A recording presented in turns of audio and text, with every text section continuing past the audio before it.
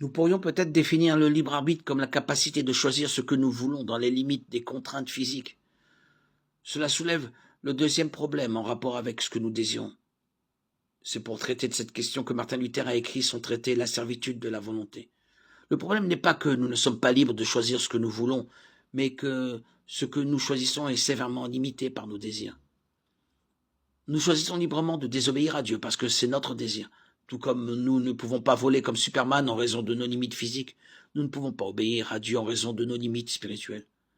Nous sommes libres de choisir toutes sortes de façons de désobéir à Dieu, mais nous ne pouvons tout simplement pas choisir d'obéir à Dieu sans que nos désirs soient radicalement réorganisés. Et nous sommes incapables de le faire par nous-mêmes. En dehors de Dieu et livrés à notre moi pécheur, nous choisirons le péché. Psaume 14, 1, 3. Romains 3, 10, 12. Romains 8, 5, 8 identifie les limites spirituelles de notre libre arbitre. En effet, ceux qui se conforment à la nature humaine, tandis que ceux qui se conforment à l'esprit sont préoccupés par ce qui est de l'esprit.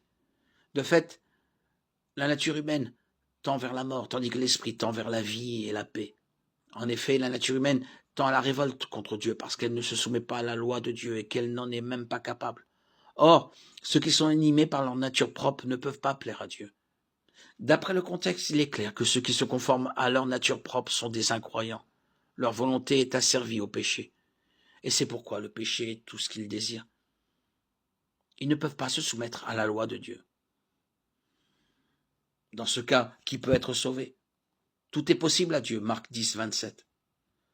Le Seigneur agit ainsi en certains pour dynamiser leur esprit et leur donner le désir de se repentir et de croire.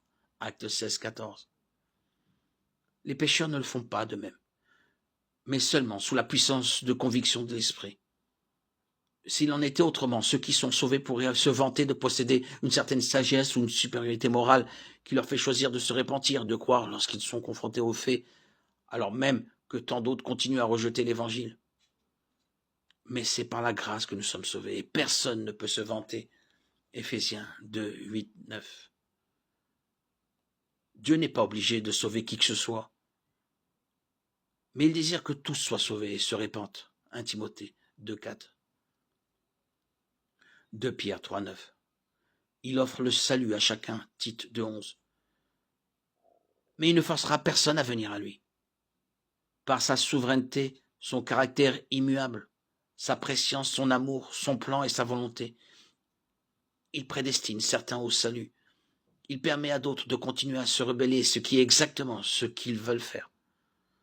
Dans les deux cas, les gens font des choix réels, sans contrainte. Malachie 3, 6. Romains 8, 29. Éphésiens 1, 4, 5.